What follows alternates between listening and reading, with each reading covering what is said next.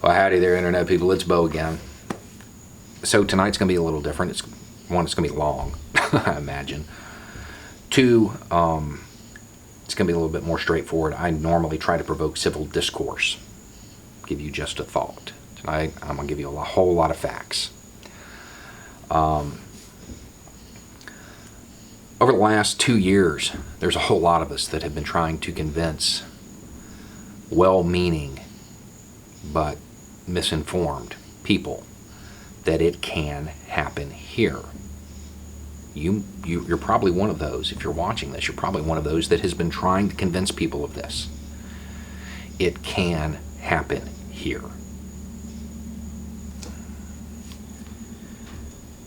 Now, because of some tragedies,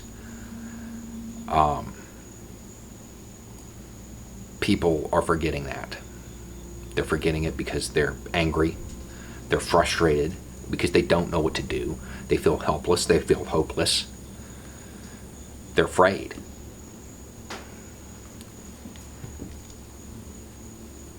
And they have forgotten that it can happen here. These same people who a few weeks ago were talking about concentration camps and our march towards fascism are advocating disarming. It's a unique turn of events. Almost like somebody planned it. Almost like that's the goal. I want you to think back to that shooting at the mosque. Think back to the writings of the shooter. What did he say he wanted to do? Provoke a discussion about the Second Amendment in the United States. Guy wasn't even in this country, but that was his goal. Why? Because he knows what the suggestions for gun control are. Do you think the El Paso shooter's motive is much different? These guys aren't dumb. They have studied insurgency. They understand that a security clampdown can typically favor the insurgent.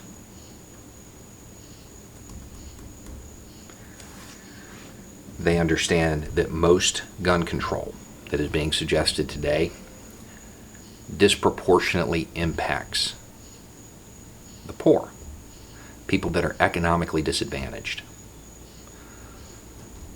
Who does that disproportionately impact as far as race? They're not stupid. Please don't mistake them for being stupid. They knew these suggestions were going to come. Let's go through them. Anything about taxes, fees, expensive safes. What does that do? If you're wealthy, doesn't mean much to you, right? But if you are their target, suddenly it's a whole lot harder to defend yourself. I'm not sure that I can get behind the idea of stripping the means of defense from marginalized communities who typically can't depend on the cops showing up.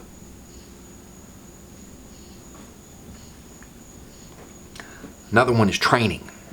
Now, anybody who's watched my videos about purchasing a firearm knows that I am all about training. If you're gonna purchase a weapon, you better know how to use it. Mandatory training is something that was proposed by people who stand to make money off of training people, and those expensive courses who can't afford them. Think about it logically, though. If this is really about mass shootings, why on earth would you want a well-trained mass shooter? It doesn't even make sense. Sure, the safety portion of it, that might stop some negligent discharges. Yeah, that's possible. I'll give you that. But I don't understand the idea of wanting mass shooters well-trained, or how training would stop them from being mass shooters. Doesn't even make sense.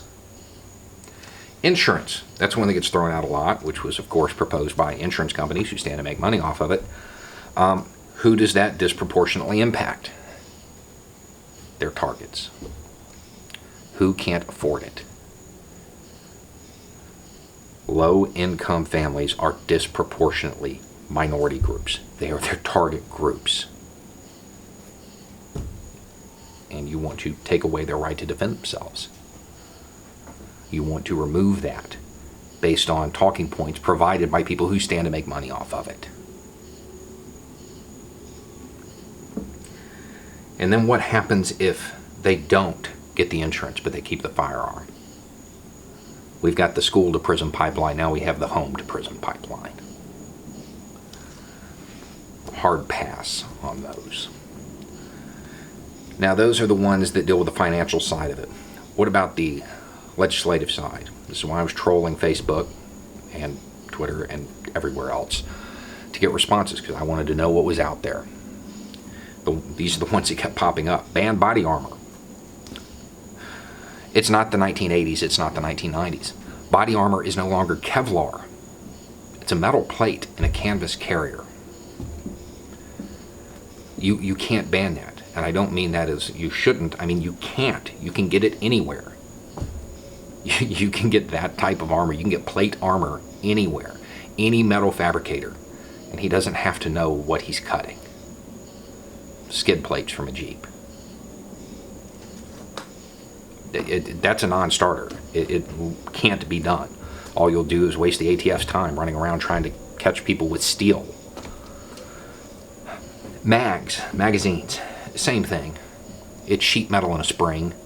You can't really ban them because they're so easily made. And keep in mind, there are literally hundreds of millions of them already out there unregistered. Pandora's box is open on that one.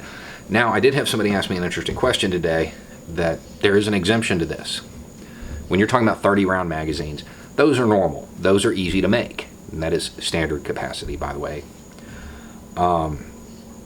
When you start talking about drum magazines, yeah, those you could probably effectively ban. They're a lot harder to manufacture. They're a lot harder to manufacture and have them work. So those you could probably get away with. You could probably get away with banning that. But a magazine change takes a second, 2 seconds. It's not going to have the impact that you think. Get rid of AR-15s. The reason the AR-15 is used so often is because it is the most popular rifle in the United States.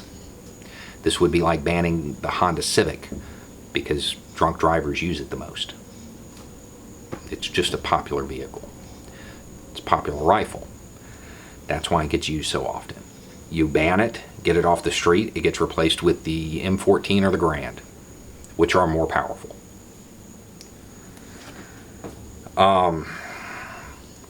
Fine, if that won't work, let's get rid of semi-autos altogether. That's every modern rifle designed in like the last 100 and something years. But okay, so semi-autos are gone. Okay, we're just going to wave a magic wand. We're not going to talk about the logistics of getting them. They're just gone. Okay, everybody volunteered to do it. They're gone. So we go back to our roots of mass shootings. The first one that people think of is Charles Whitman, Texas Clock Tower. Killed 16 people, wounded 32. His primary weapon, a Remington 700 bolt-action rifle with no detachable magazine.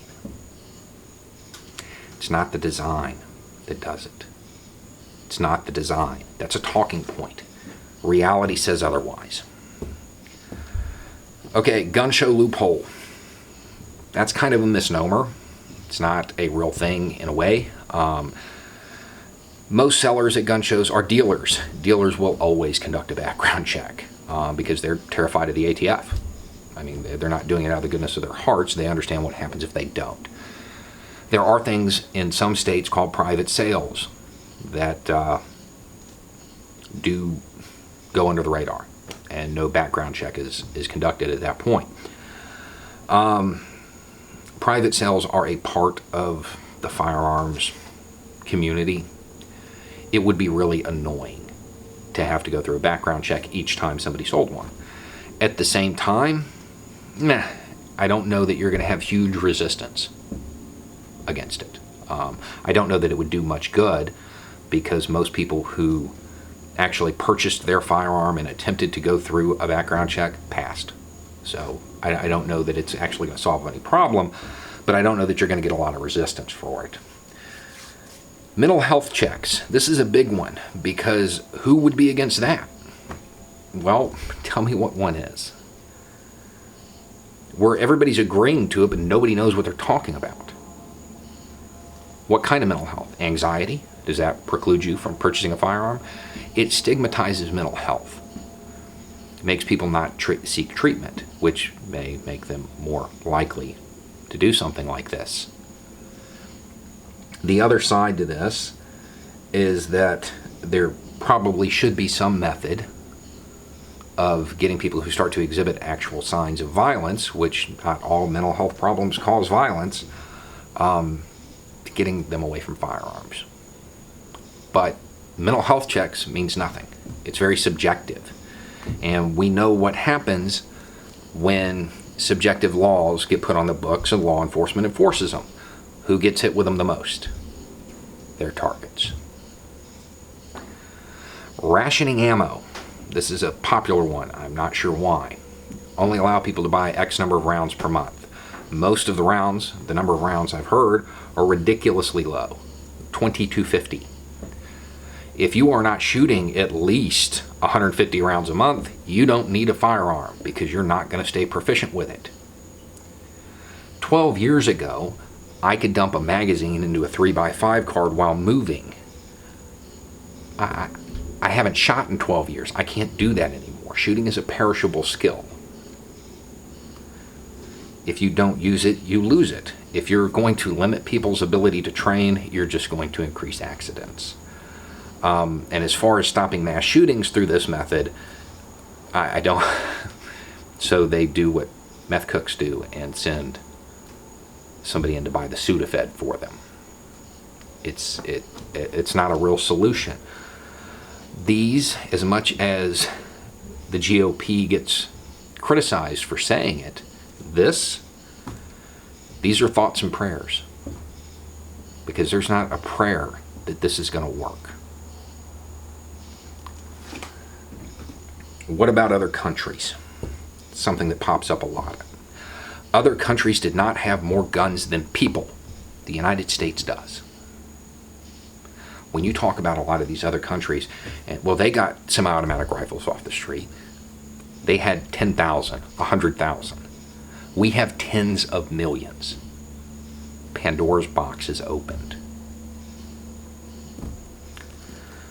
I also find it interesting to see this argument coming from people who are normally very sensitive about different cultures, and understanding that comparing the Japanese propensity and habit of seeking order and following the rules has absolutely nothing to do with what the United States does. We're the exact opposite. We're chaos driven. We are a violent country. We always have been. Even these solutions, we sit there and people who propose this are like, we want peace, we don't want guns. Sure you do. How do you think any of this is going to get enforced?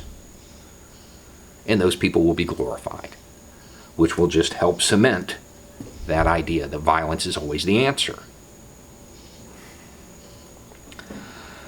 So, what can we do? There has to be some kind of solutions, right? Domestic violence loophole. All right. There is a law saying that if you commit even a misdemeanor crime of domestic violence, you can't purchase a firearm anymore. It's a good law. It needs to be expanded, and it needs to be closed, because there's a loophole in it. If the charge gets knocked back, well, you don't have to register. So if you have a compliant DA, well, that's it. Don't have to worry about it anymore. Domestic violence is a very good indicator of future violence. Stalking is a very good indicator of future violence. That would work. That would actually produce results. It would keep the guns out of the hands of the people you don't want to have them. Okay, so expensive safes are what people are proposing, blocking out the economically disadvantaged. What about locks? And I'm not talking about the breech lock that's like a chain that goes through the barrel and so you can't operate the slide that can be cut with a bolt cutter in 10 seconds. The type you see in high dollar gun stores. There's a lock actually over the trigger. Have it come with the gun. Have it come with the gun. And make it part of the culture. Make it part of owning one, that you're preventing mass shootings by using it. And I know somebody will say, well, then I'm not ready. I won't be ready. Get a handgun with the keypad safe, put it in that. And I mean, if it's in there, you can leave the magazine in it, chambered, safety off, and just practice the keypad. It's just as fast as getting it out of your dresser drawer, putting the magazine in and chambering it. I mean, of course, that would require you to train. But as studies have shown us now, coping skills, teaching coping skills. That was going to be my video tonight, was going through and explaining a bunch of different mechanisms for coping. Because that's what happens in the weeks or months leading up to the incident. People that have childhood trauma, well, they snap. Something happens, something typically minor that they couldn't cope with. We need to start teaching this on a wide level. It needs to be everywhere. We need to be able to identify when people go into that crisis mode. And there'll be a video coming out about that too. The next part about this is, though, what are we going to do once we identify them? We need to have a method of reporting it that doesn't send a SWAT team to their house. Nobody wants to get their friend killed. Or if they already have the weapons, nobody wants to trigger a firefight. That's going to be something that law enforcement will have to be involved in. There's got to be something that can be done to create a situation in which it can be reported safely for everybody. Don't name them. Notoriety after death seems to be a primary motivator. Don't name them. Use the city location. Age. A lot of people are opposed to this. I don't really see the main issue. Raising it to 21 to help stop school shootings. I understand there is one good argument against it. The people that move out at 18 and can't get a firearm to protect their home. Maybe if they're 18 and out of school, they can get a waiver. I don't know. But that seems like something that could do some good. We could examine that at least. And don't surrender. That's what this is. This whole conversation is surrender. People want to take semi-automatics off the street. They're combat effective. 360 million guns in civilian hands is a deterrent. It is a deterrent against tyranny. And I know somebody out there is like, you can't fight a drone or a tank or an A-10 with a rifle. That's not how insurgencies work. And that's the reason you should really want this deterrent. Because if the deterrent isn't there and you have to actually act, it's horrible. You don't fight the A-10 or the tank or the drone. You find their family. That's how insurgencies work, and that's why everybody should want to avoid it. The deterrent of this many weapons in civilian hands helps keep the government honest. If that was gone, there's nothing that can be done. And then when the government oversteps its bounds, you don't have the deterrent. You have to actually do it. And nobody who's ever seen that kind of violence wants that. Because as much as it sounds like fiction, it can happen here. We don't want it to. We need to strive for peace in every way. We don't want violence. It's the whole reason we're having this conversation. Sometimes the deterrent is what stops violence. It can happen here. Anyway. It's just a thought. Y'all have a good night.